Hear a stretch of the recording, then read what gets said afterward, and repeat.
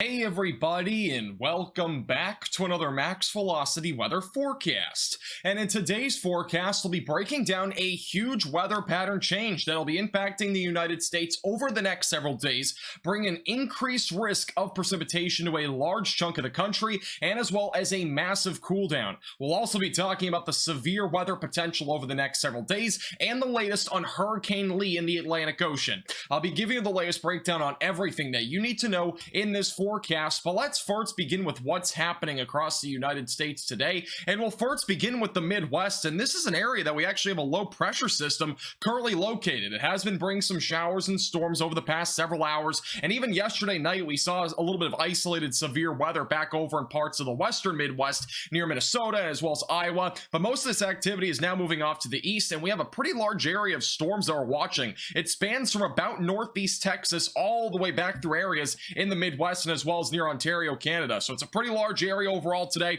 And again, this will start to move off to the east over the next 24 hours. And we'll actually have another slight risk of severe weather tomorrow in parts of the Northeast. And that will be primarily across areas near Pennsylvania, New York, and New Jersey. And we'll talk about more details on that here in just a moment. Now, back out to the west of this, high pressure continues to dominate for much of the United States. That does include the Great Plains and as well as the southwestern United States, which, to be honest with you, it's not very surprising that we still have this weather pattern, but there is some good news ahead, and we can look toward the jet stream, the temperature anomalies. We're going to show you everything with some really good news for you if you're looking forward to some colder weather and maybe some more rain for those that have not seen any in legitimately weeks, if not even months in some areas. So first, we're going to look at the jet stream, and as of today, we do have a low pressure system, again, centered back up here in the Midwest. We have a secondary area in the upper levels just south of there as well. But over the next 24 hours and 48 hours, there's not going to be any major changes here. That low pressure system will move off into the northeast with some severe weather in parts of the Northeast. And again, we'll talk about more specific details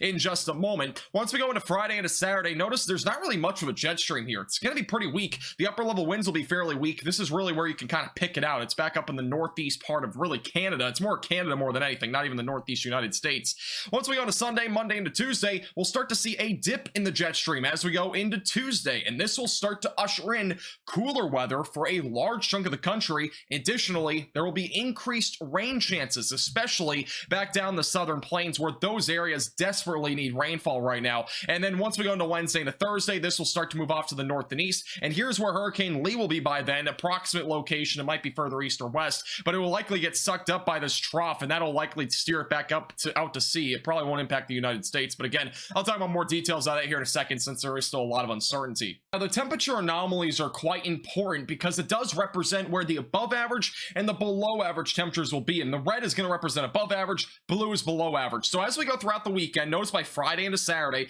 things remain quite average across the United States, with some areas in particular more above average than others, like for example the southern plains. Back over in parts of the Ohio Valley, a little bit below average, and then a little bit more below average back up in the northern plains. But once we go into Sunday, Monday, Tuesday, notice this cold patch of air that'll start to enter into the United States. This will drop high temperatures for a lot of areas, and I'll show you what those temperatures are here in a second. But the darker these colors, that means there will be more below average than around average temperatures. So by Tuesday into Wednesday, notice how much colder it is from Texas all the way back through the Midwest. By Thursday into Friday, that colder air will start to usher in back into the Northeast, still extending down toward the Gulf Coast. And by next weekend, things do come a lot more uncertain, but it does seem like that pattern will continue for the large majority of the work week. The Climate Prediction Center does think that there will be a good chance of below average temperatures across a large chunk of the Ohio Valley, even back into the southern plains, which that area hasn't been forecasted to see below average temperatures in a long time. I'm talking months, so it's really good news there if you're in the southern plains.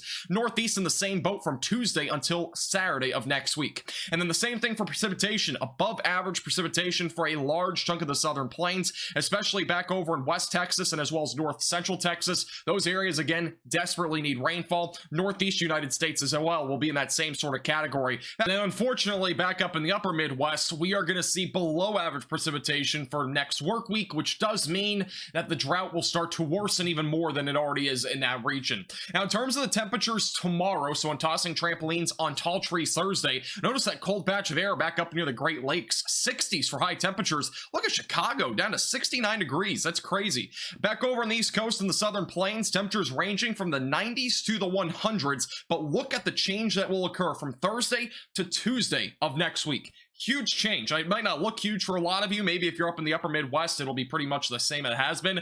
But look at the temperatures back down the southern plains, hundreds to 80s. Some areas even in the 70s in the upper Michigan or upper Texas Panhandle. So some really good news there if you're looking forward to some cooler weather. East Coast and the Northeast down into the 70s for high temperatures. So again, fantastic news if you're looking forward to some colder weather as we head closer to fall. Now let's talk more about the severe weather potential for the next several days. For the rest of this evening, we do have a slight risk of severe weather for parts of Mississippi and as well as down into the Mississippi Valley, and then a marginal threat back up through the really Michigan area, so the Great Lakes region and the Ohio Valley. And this is for wacky weather Wednesday. Main concern is damaging winds. Notice the yellow shaded area down there, a little bit of a higher chance of damaging winds. Now by the time you're watching this forecast, a lot of the severe weather might already be winding down. You'll notice as we go into the evening hours, a lot of the storm activity will start to weaken out. By the overnight, really not a whole lot left here in the southeast United States. Anywhere further off to the north is isolated storm activity for tonight.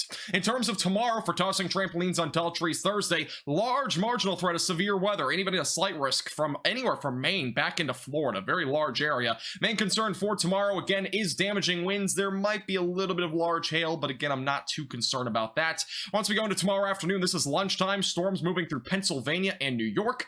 Eventually going into the afternoon, storms continue to move off to the north and east, producing damaging winds as the main concern, especially with this storm activity through central New York. As we go closer to around dinner time, storms are moving into Vermont, eventually into New Hampshire by around 9, 10, 11 o'clock tomorrow evening. By midnight, storms are entering into Maine, and these storms will keep on going all the way into Canada, with damaging winds being the main concern. But by that point into Maine, they should be a lot less severe by then. And then once we go into flying fences Friday, we have another marginal threat of severe weather in the northeast, another area in the southern plains, and then also another area in Montana. So 3 completely different regions for severe weather on Friday, but overall the risk of severe weather is quite low at this time. Now, something you might have been waiting for is the latest update on Hurricane Lee. This is officially a Category 1 hurricane, sustained winds of 75 miles per hour, well to the east of the Lesser Antilles right now. Forecasted track from the National Hurricane Center over the next 5 days is still a pretty large cone of uncertainty. We really do not know where this is going to go. It is very likely at this point this will go toward Bermuda and out to sea, not really impacting the United States directly. There will still be a lot of rip currents and high waves along the coast,